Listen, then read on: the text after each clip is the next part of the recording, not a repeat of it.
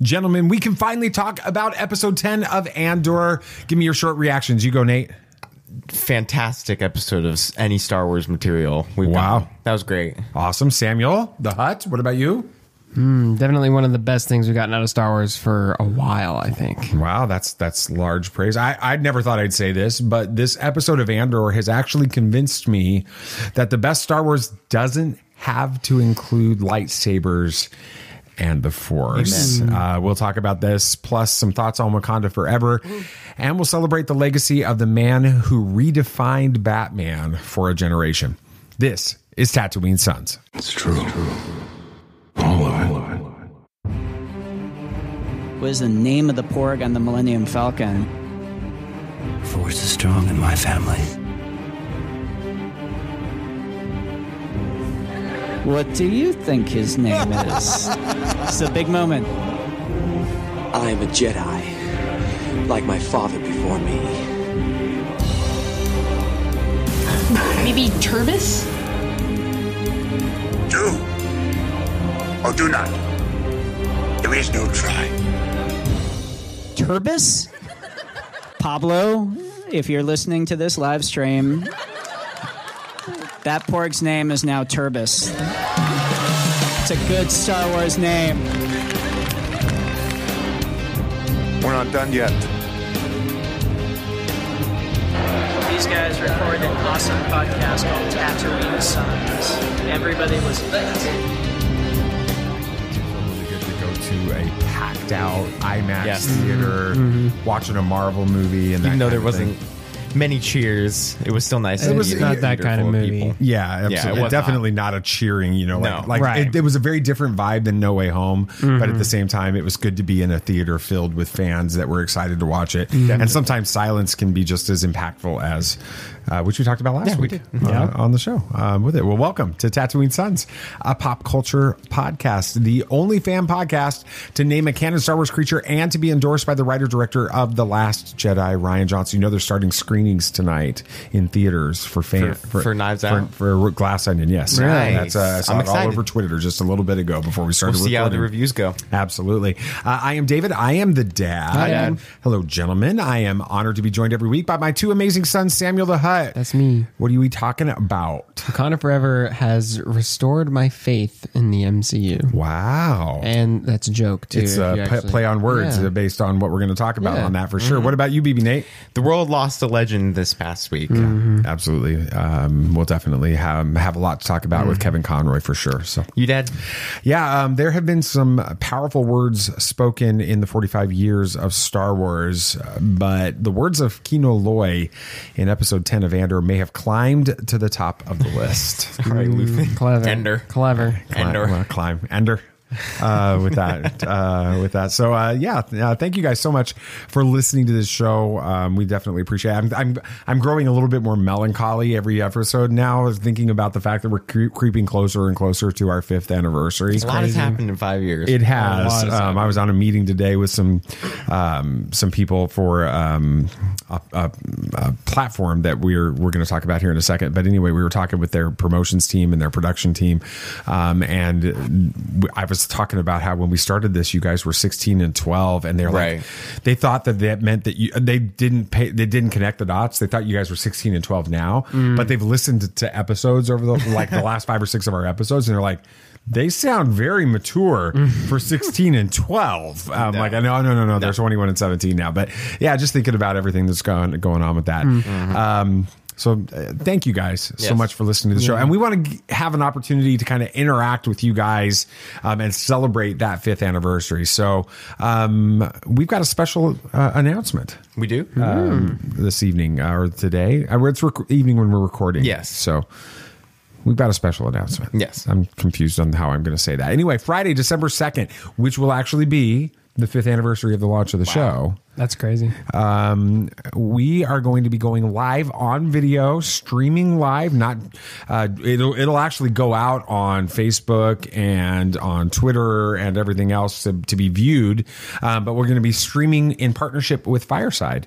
Very exciting. Mark Cuban and some others have launched this amazing application that allows people to interact with streamers like this and be a part of the show. And we want you guys to be a part of this special 5th anniversary celebration. And so you're going to be a part of our live studio audience. We're going to have opportunities to bring you guys up on stage, both on audio or video. We'd love to bring you up on video and have interactions with you guys and talk about Star Wars, talk about Marvel, talk about Lord of the Rings and DC and anything else you guys want to talk about with that. And so you guys get to be a part of the show. We would love for you to be a part of the audience for that. The best way for you to do that to where we can bring you up on the platform and to be a part of the show is to download the Fireside app. But again, if you that's not what you want to do, you're not the kind of person that wants to jump into the conversation, but you'd like to view it, you're going to be able to view it on all the places you connect with us on Facebook and Twitter and even we can even stream it on LinkedIn on our page there. So with that, if we wanted to with it, but you guys are going to be able to check it out and you can watch it on desktop as well. But we'd love for you to do that. So it's going to start at 8 p.m. Eastern. We'll go for probably a couple hours just talking some Star Wars and some of this other stuff and interacting with you guys. Excited to do that. And we may have some pretty exciting things to talk about on Friday, December 2nd that we can't talk about right now. So let's just say the week of our 5th anniversary is going to be pretty spectacular. Magical would be the right word for that. So anyway, enough talking about what we're going to talk about. Let's talk about what we're talking about. Yeah. BB Nate. Yeah. This is not going to be an easy conversation. Not at all. Cool. Yeah, the notes were a little difficult to write. So we lost a legend a few days ago, and Kevin Conroy sadly passed away due to cancer. And while it was sudden, the world took some time to celebrate his work, so we should do the same. Have you ever danced with the devil in the pale moonlight? Yeah, I can fly.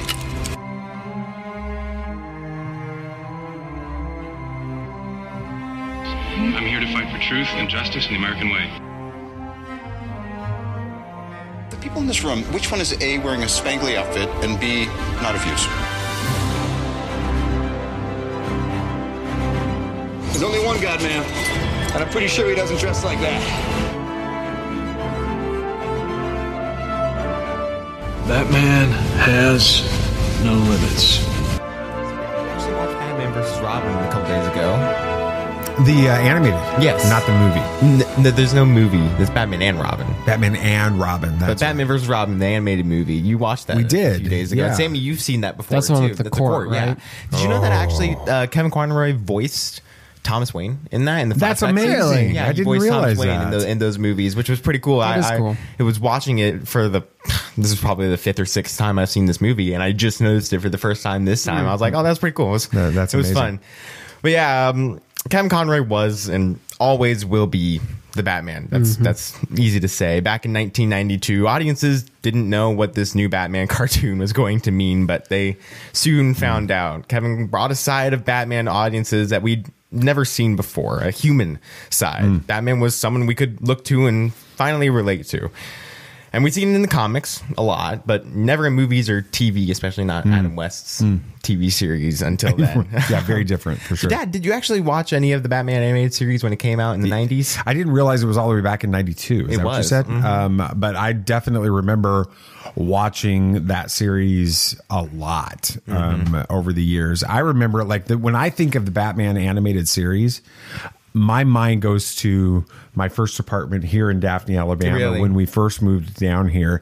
They would show episodes of it late at night, and I would watch it, by myself late at night watching it. So I always, what I remember about it when you talk about how it was so different than what we'd experienced. I mean, we'd had Batman '89, we'd had Batman Returns, which is a fever dream of a movie. That's one way to put it. Yeah.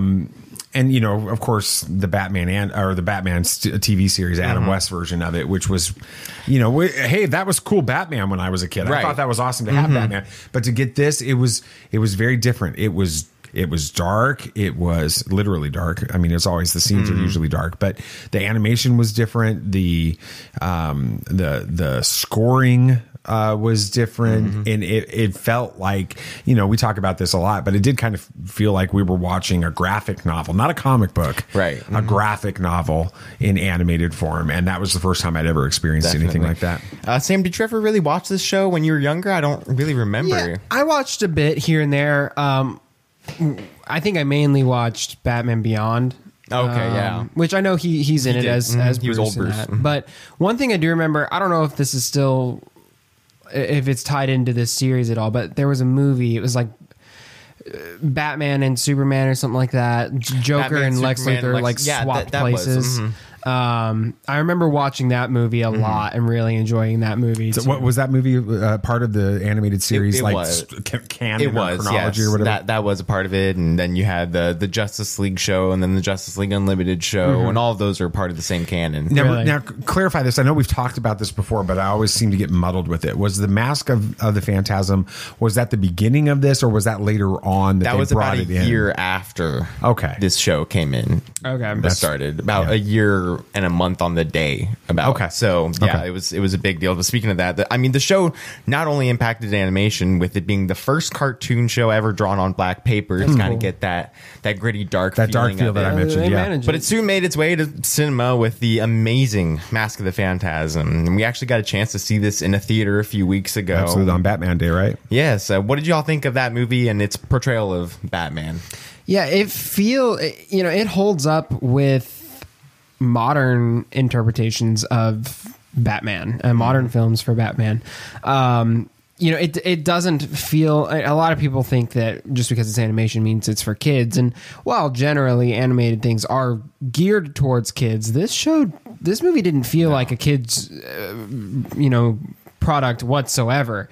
It had a deep story, it had interesting characters, it had emotions with Bruce and I forget her name, girl Andrea, not being able to be together and all of that, and like him begging his parents to let him go back on his promise. I mean, expect to be happy. That's some heavy, that's some heavy stuff. And again, that's all due to Kevin's amazing portrayal of Bruce. Not only Bruce, but Batman too. I mean, he defined both versions of the characters and how it's to be portrayed.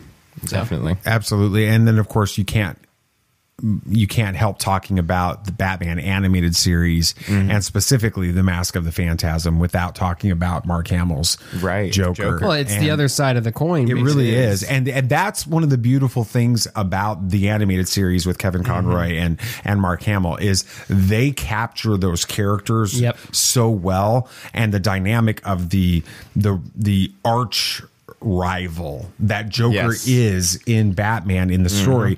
They captured that in the interaction is fantastic. It's I don't know if you guys saw Mark's comments I did. on the passing of Kevin Conroy, but obviously this is a big deal to him too, and so we but again, I can't help but think about, when I think about Batman the animated series, I automatically think about the Joker in that, and how it sort of changed the way that the Joker was portrayed in my mind in a lot of ways. Because my experience with the Joker had been Cesar Romero and Jack Nicholson, and then it's some comics, but I wasn't into the Batman comics. This one was really good, and you don't get the Bruce Wayne and the Batman that we get in the animated series in the Mask of the Phantasm without the amazing portrayal of the Joker that you get by Mark Hamill. Definitely.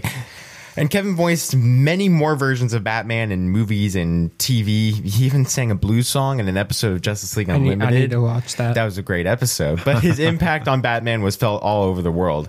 It became even more prominent when Arkham Asylum was released. Superhero games were never the same after that.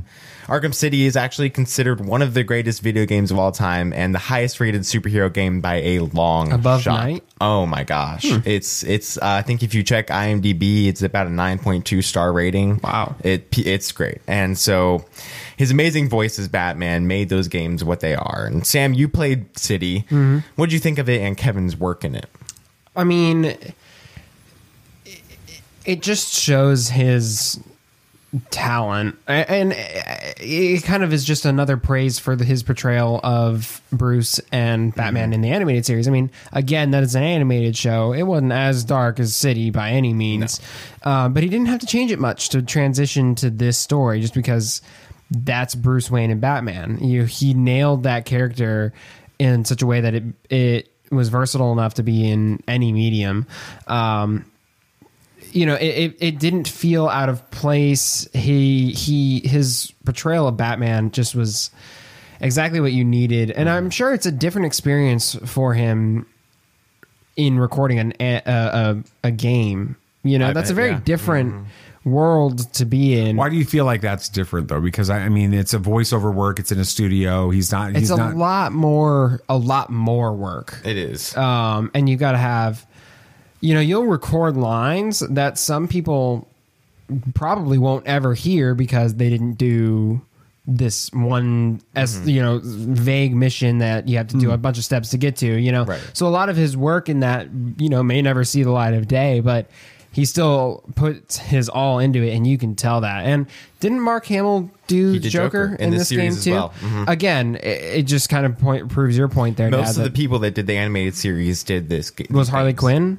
I'm pretty sure. Yes, really. I'm pretty sure Harley Quinn was. But it just kind of shows, goes back to show what you were saying, Dad. It's kind of the antithesis to Batman is Hamill's Joker, and their dynamic in this game, in this whole series. Too. So tell me about that game, because I'm not familiar with it, and I'm sure a lot of our listeners are maybe not as familiar with the Arkham games and that type of thing. So what is it about those games, and specifically, I know we're talking about Kevin Conroy, about his portrayal of Batman in it, that is so compelling and so admired? The entire series, minus Origins, which was by a different studio and had different voice actors because it was a prequel and everything, they wanted a different storyline. But Asylum City and Night are all, they redefined the superhero game genre because they spent time telling a full story, and they made sure that it was well done. They made sure that you felt like you were controlling Batman and you were Batman for a little while. And what made it so impactful that Kevin did all of this and his work in it was he did have a few scenes as Bruce and a few scenes as Batman, especially in City. In City, you open up as Bruce, and you're having to go through a whole scene with that, and then you transition to Batman.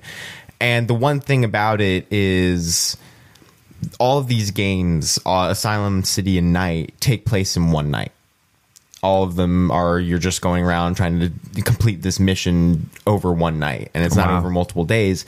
And especially with Night, which is the longest out of all of them, and the ending of tonight is great to show how in everything that Kevin does, you can kind of tell the difference between Batman and Bruce. You can tell that it's similar enough, but it's different so that it just isn't obvious that he's Bruce. But towards the end of Night, he starts to let that facade go down after a few things happen. I'm trying not to spoil a game that's been out for like over 8 years almost, but I think it's safe to spoil it. It is Scarecrow reveals Batman's identity for the entire world. Okay. And so, but closer to the end of that, after Scarecrow kind of already knows, you can tell that he's starting to let go on that wall and just becoming Batman really than anything. Because when he takes the mask off, he still just sounds like Batman instead of Bruce. And so, and then the final, after you 100% the game and complete the Nightfall protocol, when he's putting the mask away and talking to Jim and Alfred, you can just tell that he's having a final moment. And it's just great because it wouldn't be the same without Kevin doing that voice. And the entire game, all of those games are just great. It probably helps that he had portrayed this character for so long before then, because he knows the character in and out and how that character would think, act, and behave in that moment. And the other thing, especially, I have to keep going to Night because it just has so many great moments. After City, Joker dies. Joker dies in Arkham City. Right.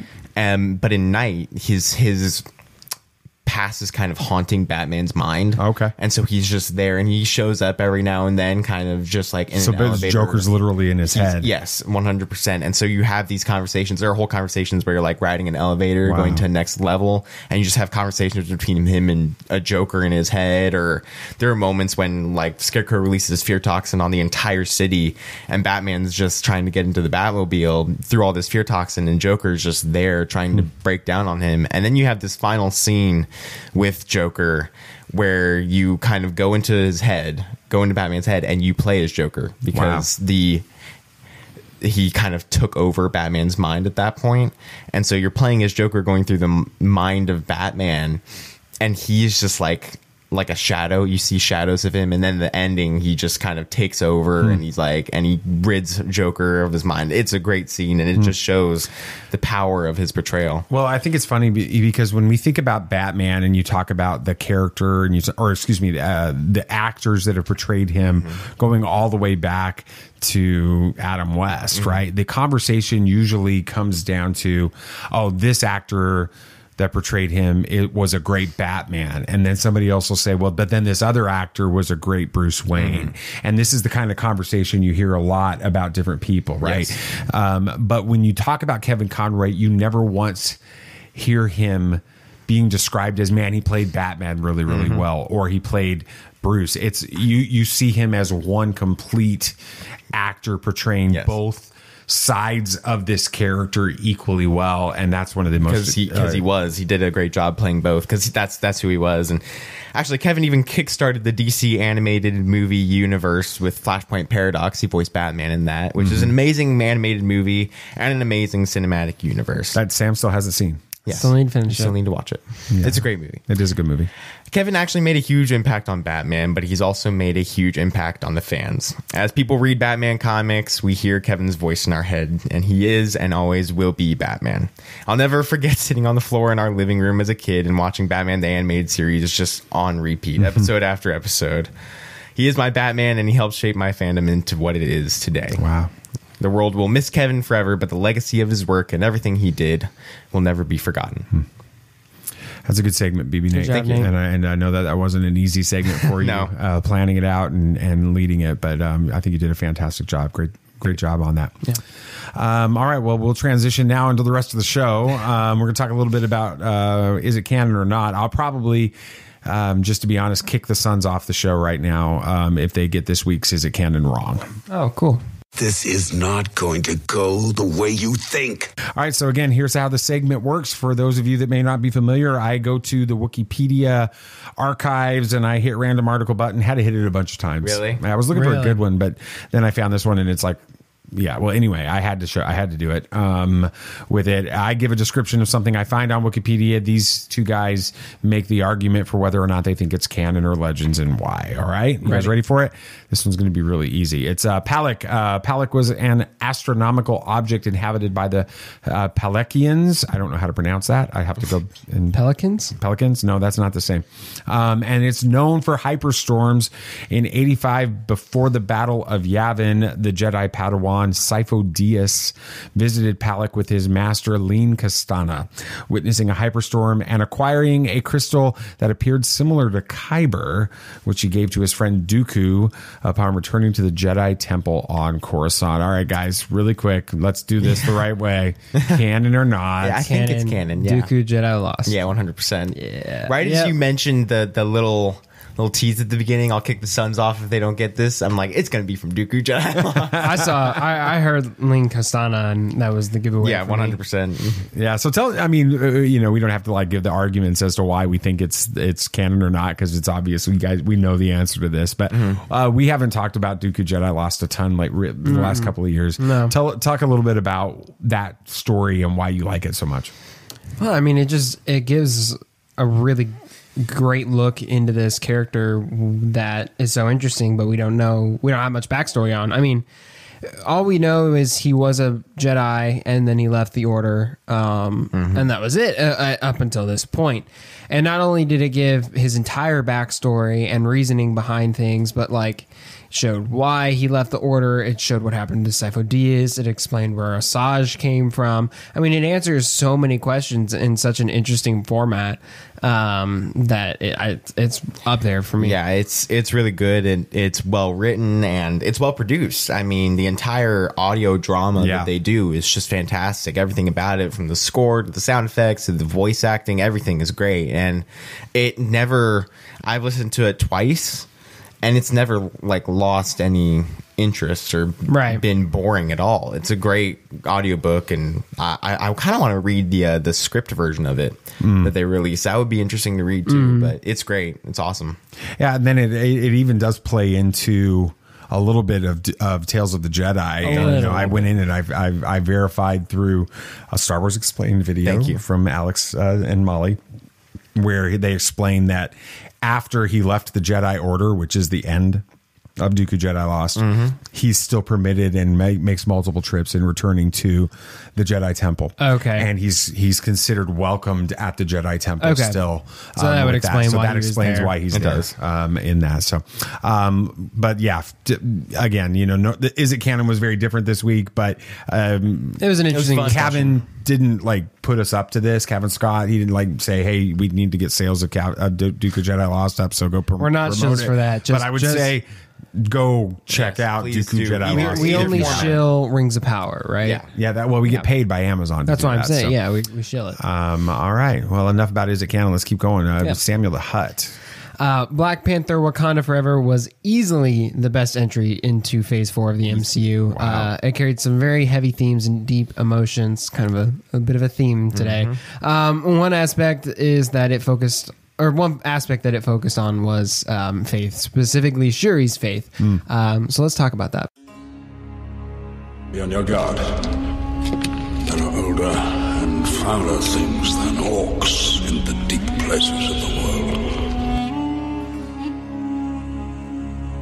All right, then, keep your secrets. Your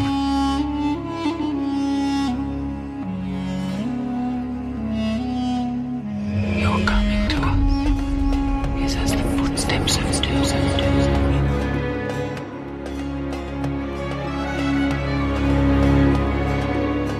There are many magic rings in this world, Bilbo Baggins, and none of them should be used lightly.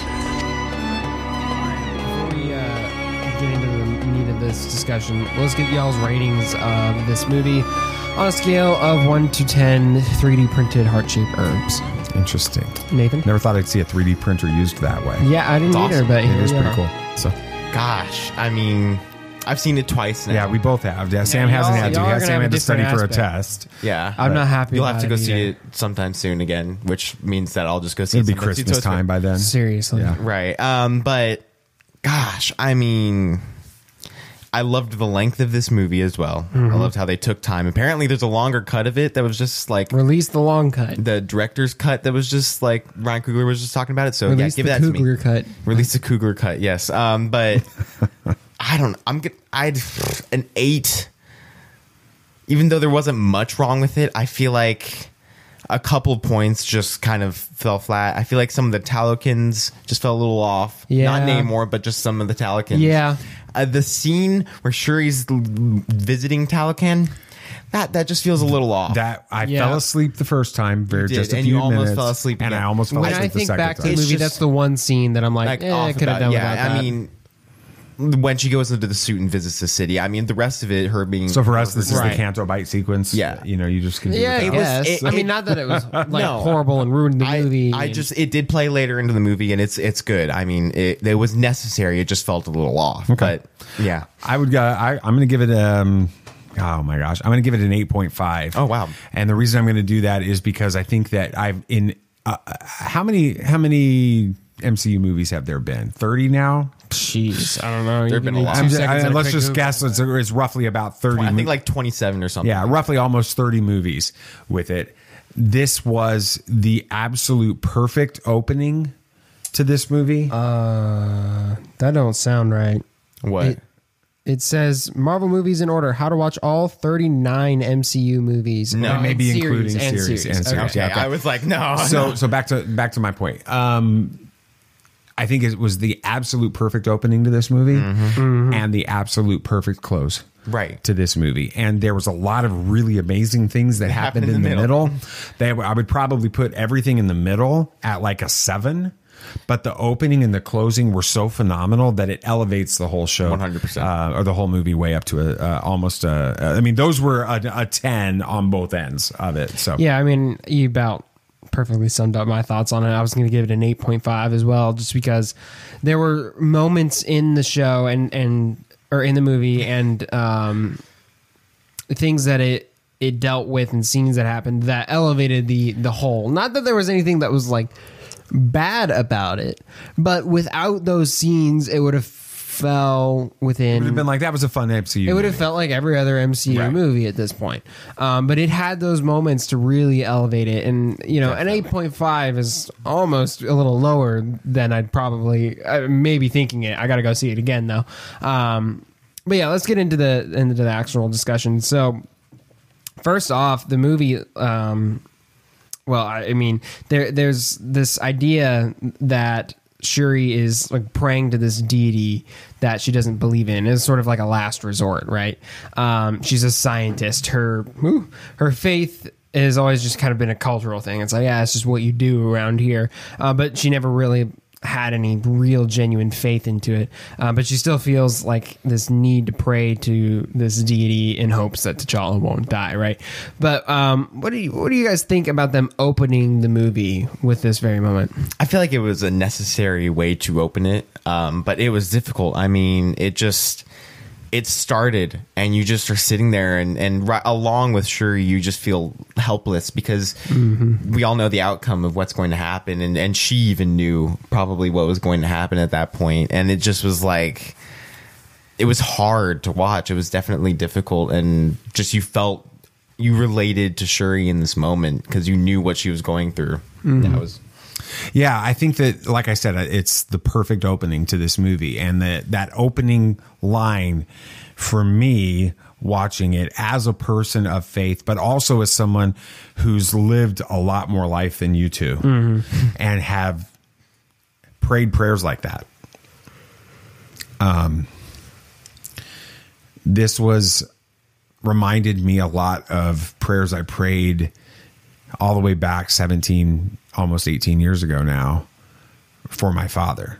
And prayers of just absolute desperation. And God, if you're there, if you hear me, please heal him. And so that opening line just really grabbed me with this because I've been there and I've felt that. And I've had those moments where I don't know if I really believe, but I'm still going to pray with it. And so I also think that it was really genius on behalf of everyone that was involved, Ryan Coogler and everyone involved in writing this story, we had always kind of predicted that T'Challa was going to die in some big battle at the opening. Right. That's what we thought. Yeah. For them to make this a disease, an illness of some sort, makes the reality of Chadwick Boseman's loss real in this story. And it also makes it so, yes, he's a superhero with supernatural abilities and supernatural strength, and yet he's still mortal. And something as simple as a disease,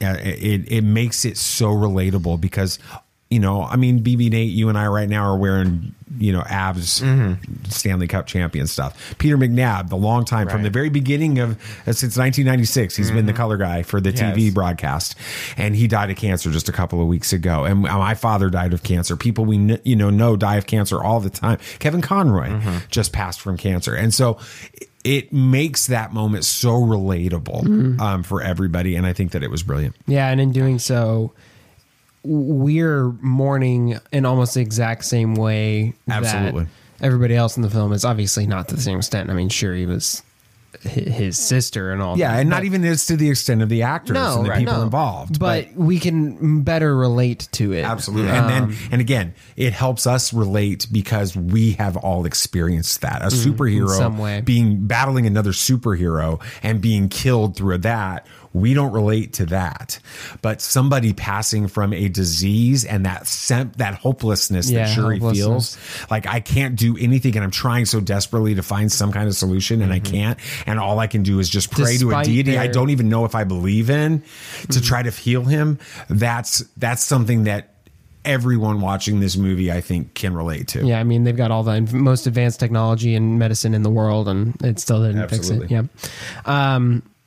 But, you know, when T'Challa eventually does pass, Shuri kind of sees that as a confirmation of what she already believed. I don't know if she ever explicitly stated it, but like, there is no God. I mean, she obviously didn't really believe in it very much before, and then her desperate prayer fell on deaf ears.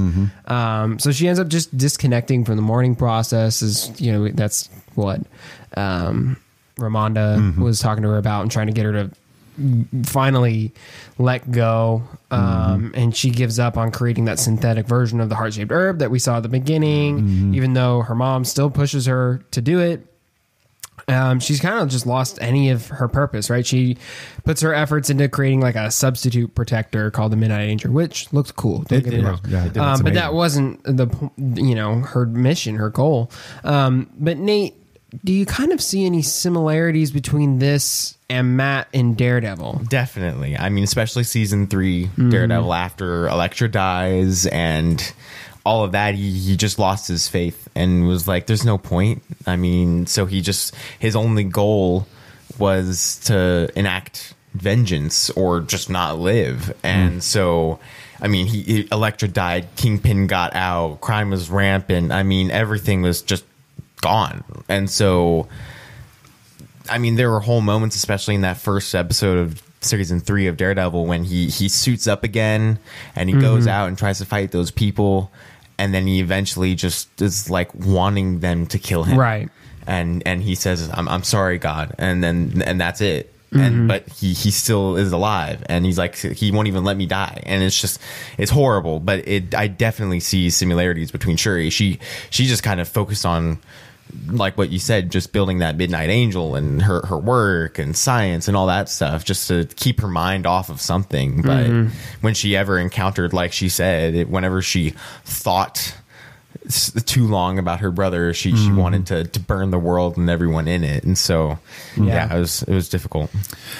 I think that, that we one of the things that I find is fascinating about this part of this film and this segment, this section of the story here, is we consider tests of faith, when we talk about that phrase, a testing of our faith or whatever, as being like testing us, like going out and taking a risk towards something. We think of that. I think of, a step of faith, right? I think of Indiana Jones in The Last Crusade, where he has to step, something you're in control of faith, and you're believing in something that you can't see, but you step out anyway. You take the action. And this is a different type of a step of faith, or a test of faith. This is believing when you don't even know why you're believing anymore. And she struggles with this. She kind of gives up on this because she doesn't see any purpose in any of it. And she doesn't believe in all of the things that make Wakanda, in this story.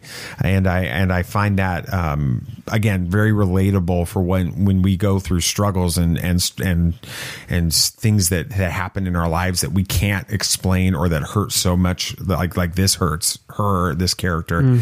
We want to give up and just kind of move on and not focus on it anymore, and walk away from our who we are and that kind of thing. So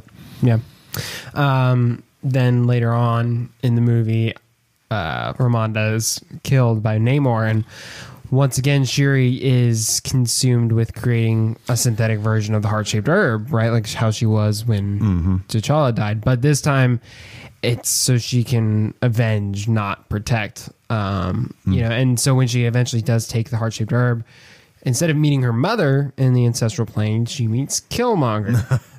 He exposed. Just real quick though, what was your reaction? I was shocked when they come around there and you see Michael B. Jordan sitting. I was on just that. like, no way.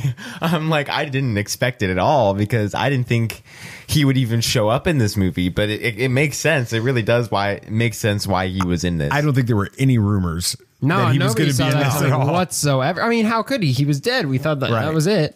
We didn't think he could show up in the ancestral plane.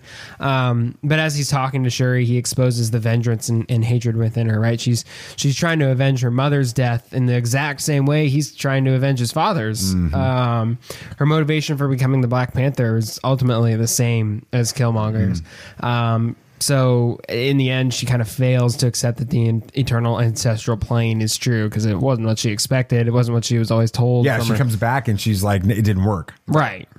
Right. She just denies it because why would that? It was easier to deny it than accept the actual truth that but she that knew was it was true. Yeah. Now, this may just be a misunderstanding on my part, but why did she meet Killmonger and not her mother? Because if you watch the scene, he says, he's like, you chose me.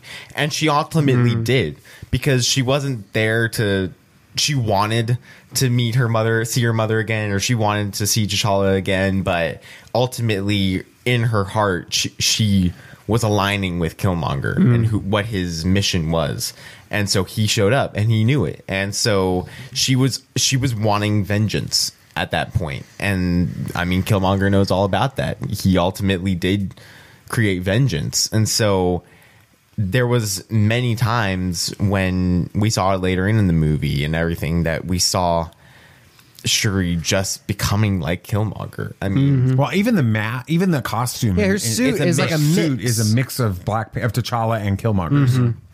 Which I thought was kind of cool. Yeah, I think that you nailed it, BB Nate, when you said that she, this is her choosing. What he said is true, and her choosing vengeance, her choosing revenge. She's not in the right. She's not trying to be. She's not in the right spirit at this moment to interact with T'Challa in the story, or. Obviously, she couldn't have interacted with T'Challa in the movie, but that character would not have been able to show up in the ancestral plane.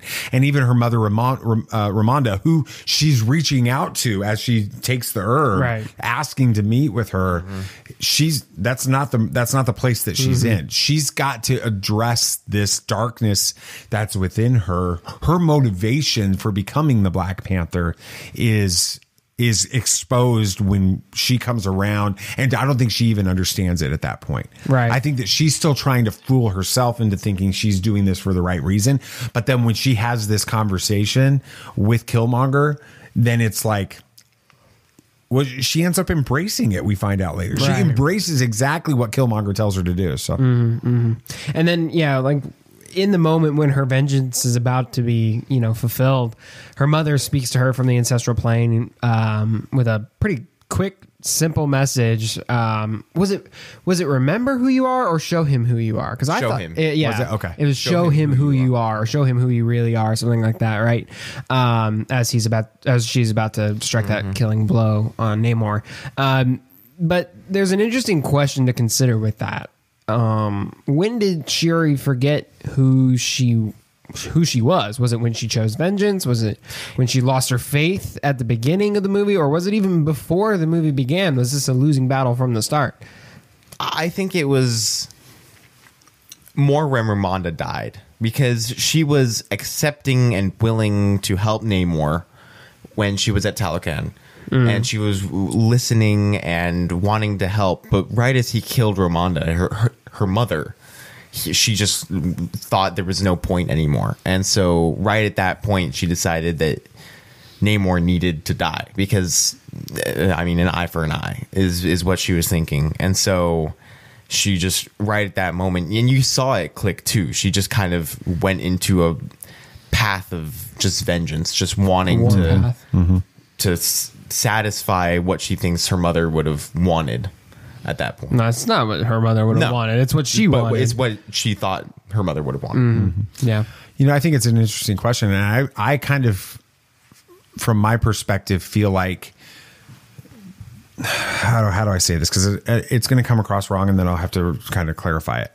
I feel like she lost the battle before the movie even started. I think that she did not have a firm faith. I think that she had put all of her faith and trust in herself, and in her abilities, and in her understanding of science, and her brother, and all of the wrong things she had put her faith in, and all of those things in that first 90 seconds of this movie are just completely exposed as being false. Okay. Yeah. So she's trusting in her own abilities to replicate the heart-shaped herb in order to save her brother. Herb-shaped heart. Yeah. A heart-shaped herb. I love how they say herb. They really enunciate the H. Yeah, they do. I think she's trying to do that. That doesn't work. So her faith and trust in herself and in science is eliminated.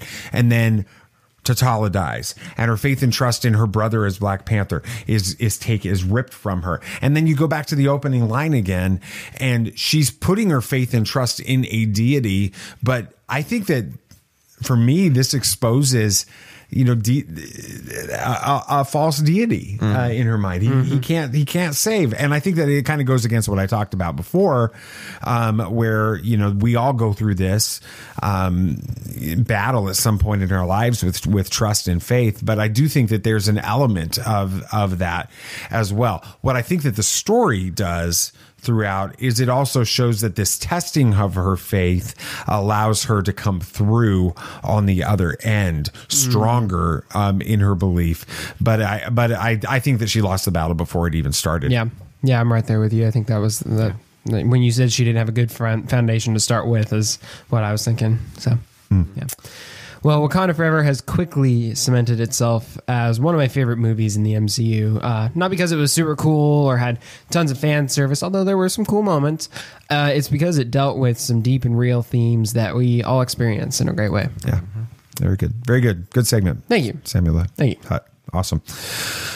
All right, so let's talk about some other movies that are coming out. There's some interesting things on the menu for this weekend, so let's talk a little bit about that. At last we will reveal ourselves to the Jedi. At last we will have revenge. All right, for the first big release this weekend, The Menu.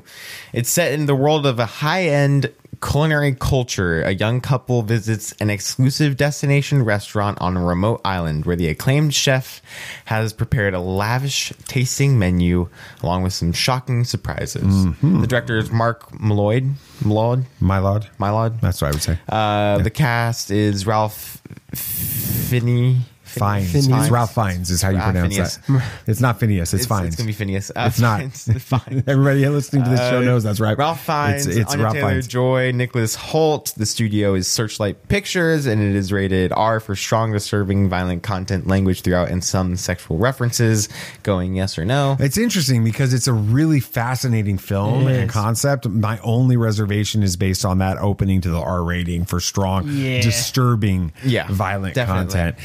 Mom saw this trailer when we saw Ticket to Paradise. Really? And she was like, that looks really good. It does look interesting. I could see us wanting to go to this movie, but I'm going to double check on that disturbing part of the violent content. After the early access screenings tonight, I'll look more at it. So absolutely. We'll see. And the next one, She Said, it's about a testament to the power of investigative journalism. She Said details the journey of reporters and editors engaged in the unrelenting pursuit of the truth and highlights the courage of survivors and witnesses who chose to come forward to stop a serial predator in his tracks. Together, their commitment and fortitude sparked a national conversation, helped propel the hashtag MeToo movement, and fueled a reckoning of the system that enabled him. That is It is a long description. The director is Maria Schrader. Cast is Carey Mulligan and Zoe Kazan. The studio is Universal. It is rated R for language and descriptions of sexual assault. Going yes or no? I don't know. I mean, it's a fascinating movie. And when I watched the trailer again at Ticket to Paradise, that's the only time that I've seen it. It was like, this looks like an important movie, but it doesn't necessarily look like a movie I want to go see. Right. Yeah, not really our theme, right? I guess. Yeah. So I mean, I like investigative journalism movies, movies about that, but wasn't the I'm not Pelican sure. Report one sort of like that? No, that was a John Grisham novel.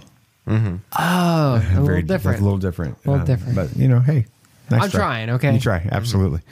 For trailers, Empire of Light had a trailer. Hadn't watched it, but I watched the first trailer. Looks strange. What's that one about? It's kind of these two people that kind of come together regarding movies and cinema. Mm-hmm. And it's from the guy who directed Skyfall, I think, and Spectre.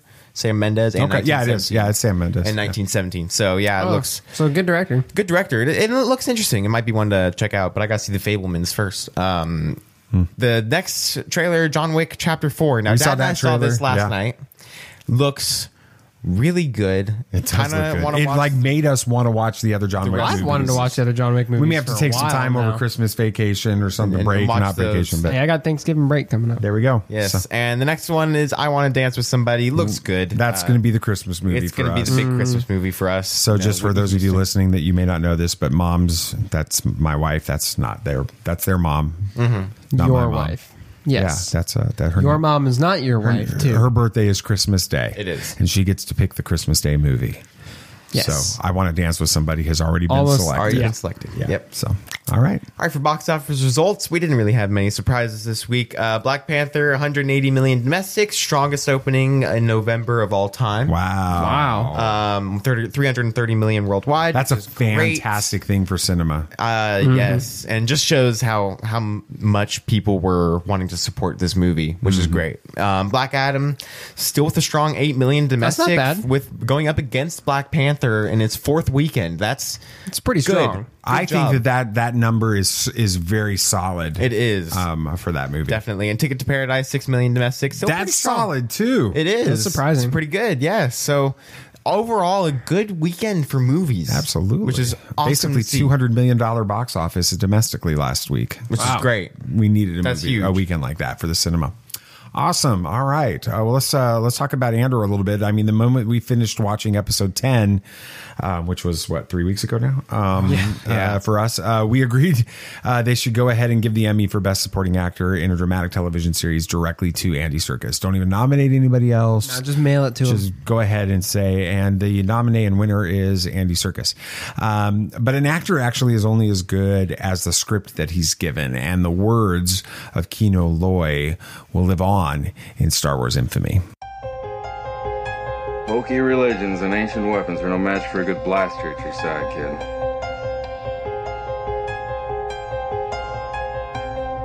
Rebellions are built on hope. Force is with me, and I am with the Force.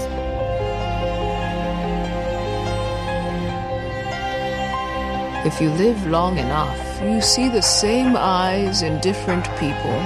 So curious, how hard was it, now that we can fully discuss this, how hard was it waiting several weeks between episodes now for us, new episodes, since we got to watch these a couple weeks ago before with the screeners that we were sent, which was awesome, amazing.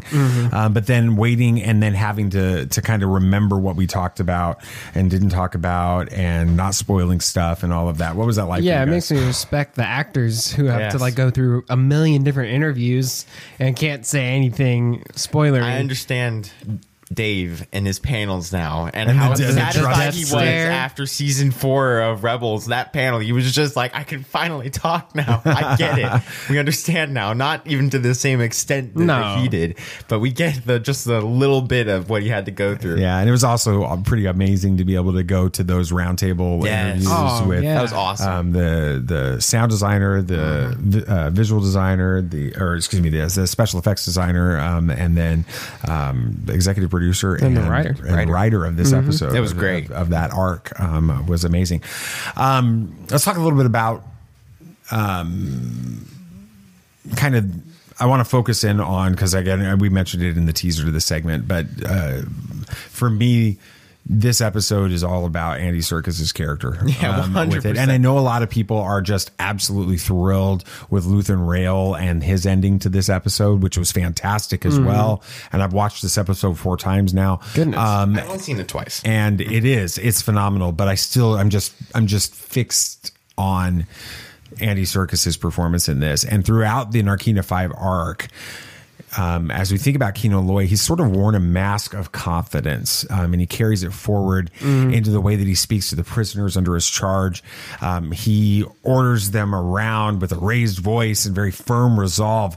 But then when the prison breakout reaches its most critical moment, he actually loses confidence, and he seems very weakened by everything that happened around him at that point. Nate, what's happening from your perspective inside of Kino Loy in this moment that sort of steals his voice from him? I think it's a combination of just, he's been there for we don't know how long, and he's been working for so long, and it's just the fact that this plan worked, and they're finally at that moment, and I don't think he actually believed he would get to that point.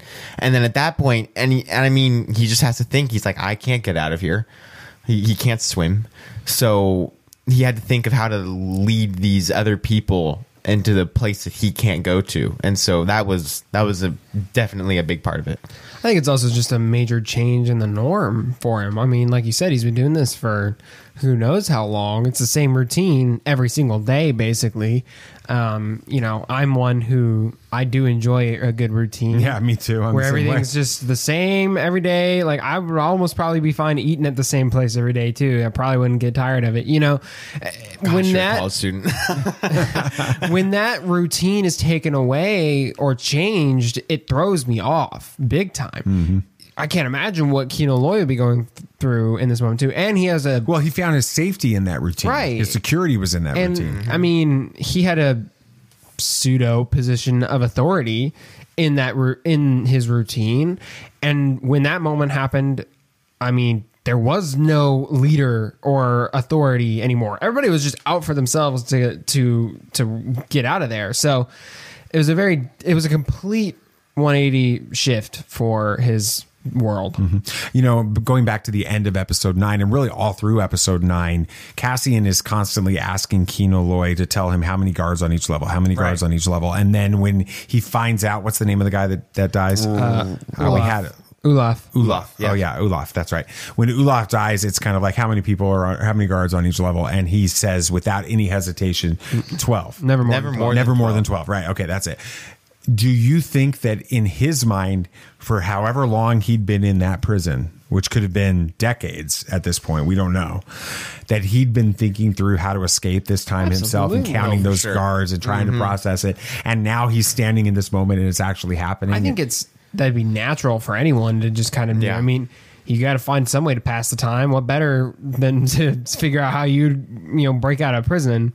So yeah, I think he definitely considered that. Yeah. It's interesting because Kino pauses at one point very early on in his address to the prisoners, and he looks over at Cassian, and it's then that Cassian kind of challenges him and saying, is that all you've got? From this moment on, the Kino Loy who has kept himself and the men under his charge safe inside of this prison, he now returns. That one that has lost his voice is now back, and he gives very clear orders to the men, and it begins to build and crescendo. The remainder of this speech is absolutely riveting, and then it climaxes with the mantra "one way out," which we guessed was going to be the title of it. It was. The truth is, really, it's all the more impactful. You kind of alluded to this a second ago, or mentioned this briefly a second ago, BB Nate, but it's a lot more impactful when you realize that the one way out that Kino is leading the men to pursue, he knows it isn't going to work for him. He can't swim. When he's saying that, does Kino Loy fully realize, or at least what do you think, Sam? Does he realize that when he commands the prisoners to make their escape, that he's not going to escape with them? I think in that moment, he probably pushed that doubt to the back of his mind, probably just under the guise of, well, I'll figure something out. That doesn't matter right now. What matters is getting that point. We'll deal with one thing at a time. So he just kind of like suppresses it for a minute, and then when he gets to the place where they all entered, right, and he realized there really is no other way out, that it finally dawned on him. But it didn't matter in that moment. He was focused on getting everybody else out. His own personal doubts and concerns were secondary to all the prisoners that he was in charge of. He still had he probably still felt responsible for them, and in that moment, that was what he needed to do for the men under his charge. Yeah, I mean, I said it earlier. I think he did know about it because, like you said, he's probably been planning a way to escape for so long, and this is the only way he could, and so he knew about it. But I think that at that moment, he knew that all of these people matter more than just him, and he's been leading people this entire time, so might as well lead them to freedom because that's what he can do at that point. He could have very well commanded everybody to take up arms and find another way out. Fight your way to a ship, or maybe there's some underground tunnel, but that wouldn't have been as surefire, I bet, and more people would have probably been killed. Right, so he had to tell them a way that he knew he couldn't go, which was, there's a moment that I haven't really heard discussed much since this episode was released. But, there's this shot while the scenes keep cutting to the prisoners in their cells while Kino's doing his speech. Right. And there's this moment where you see this specific prisoner, and they keep coming back to this specific prisoner. That's the night shift. I think you're right with that. And he hears Kino's description of the situation, and then he stands up. He's in his cell, and he stands up, but you can tell he's kind of hesitant to step out onto the floor in fear that it's still electrified. Right. And he's going to die when he does it. And then he hears Kino say, the floors are safe or whatever. I don't remember the exact line, but anyway. And it's that point where he kind of takes his own step of faith, and he realizes that what he's hearing is true. And then you start to see this resolve come over him as he's leading others in the cell block to their freedom. I think it's really powerful. BB Nate, why do you think that Kino Loy's words brought the prisoners in the whole scene, not just him, but others, brought them to action? Because I think that it being like Sammy said, it was out of the routine for all of these people. And so hearing that probably made them listen more. And at that point, they were desperate for just any sign of hope. And so one person took that step of faith, and then everybody else learned that they could do it too. And so it kept kind of like a butterfly effect to everybody. And so everyone started to lead out. And so Kino Loy and his words and his amazing speech helped all of these prisoners kind of just learn, okay, this is fine. And then, other people helping the people on the floors and leading them to a better place was important too. And so all of that was a big deal, especially. Yeah, I mean, I think it helps too that Kino Loy was one of the leaders, right? His words have more authority just as is. The people needed a strong voice to lead them, right? I think had he continued on the way he did at the beginning of his speech, I doubt many people would have really followed through with it. Which is kind of why Cassian challenges him. Right. Yeah. And once he finally, he finds his resolve and starts addressing the prisoners in that regard, everybody's like, oh, he means this. Yeah. This is actually happening. Exactly. And then they begin to take action. Yeah. Well, let's talk a little bit with a throw in a dad moment here. I am your father. For a show called Andor, about Cassian Andor. It's interesting that we spent most of this segment talking about somebody else with this. It's been that way in a lot of the conversations about this series. But that's one of the most compelling characteristics of Cassian. He leads without being up front. Some of the very words spoken by Kino Loy in his address to the prisoners when he says, I'd rather die trying to take them down than giving them what they want, were actually first spoken to him by Cassian. Right. And it's the same thing that happens when Jyn Erso in Rogue One, she says that famous line she uses before the rebellion leadership when she says rebellions are built on hope. Cassian Andor is the one that said that to her with that. So he inspires others to lead, but it's not really through his own rousing speeches. It's through one-on-one conversations that end up changing the galaxy with this. And there's a really important lesson in that. You never know when a few words said in private to someone else can end up changing the world. So the lesson from that is choose your words wisely with that. And while episode 10 felt very much like a season finale, there are actually still 2 more episodes of season 1 of Andor coming, one tomorrow. And I'm not sure that they can top what they've already gotten, but I'm excited to see them try with that. So, all right, gentlemen, anything else you guys want to talk about? Anything else? David Harbour teases that Thunderbolts will drop a bomb on the MCU. Interesting. Whatever that can mean, I have no idea, but I'm intrigued. I'm still trying to figure out how Everett Ross is connected to Thunderbolt Ross. Exactly. I'm wondering that too. You're not following, are you? Not at all. Everett Ross. I thought his nickname was Thunderbolt. No. Martin Freeman's character in Black Panther, his name is Everett Ross, and Ross from General Ross. So and, and he's married to Val. Baroness. Maybe it's his dad. That's what I think it is. I think I haven't looked it up yet. See it. Awesome. Well, I think that it's probably established in the comics. We haven't paid attention to it. We don't know it. Yeah. But anyway. Jason Moss responds to Lobo's speculation over his Dream DC Universe project. I don't remember what he said. Well, there's been a lot of rumors because if you know the things. No. He wants to play Lobo. I wouldn't, and he would do great. I mean, he just gives off that vibe that he would do great in every way. And he said he wants to play that character. Yeah, but I'm not sure if that's what his that project is going to be. We'll see. But all right, heck, that'd be great. Would you like that? Cool. Oh, he would. Tell me really quick, 30 seconds. Who's Lobo? Lobo is a galactic bounty hunter rides a space motorcycle, a leather jacket, and smokes a cigar. He's in the X-Men animated series. Lobo? I've seen him. Yeah. How is Lobo an X-Men? No, he's not an X-Men. I'm sorry. Where am I seeing in this guy before? I'll show you him. You probably know him from somewhere. But I was like, he definitely wasn't in the X-Men. No, he doesn't. You know what, though? That's what happens as you get to the end of the episode and you start going off script, right? Right. With that. All right. The first 2 episodes of Andor are actually going to be shown on ABC, FX, Freeform, and Hulu over Thanksgiving holiday. Mike, quick question. I'll start with you, Samuel Hutt, and then Nate, you respond. Is this a mistake? Should they go with 3 episodes? Yes. No. From a business point, no. Because if people are watching this on ABC or FX or something and they don't have Disney Plus, they're going to see these first 2 episodes and be like, well, dang it.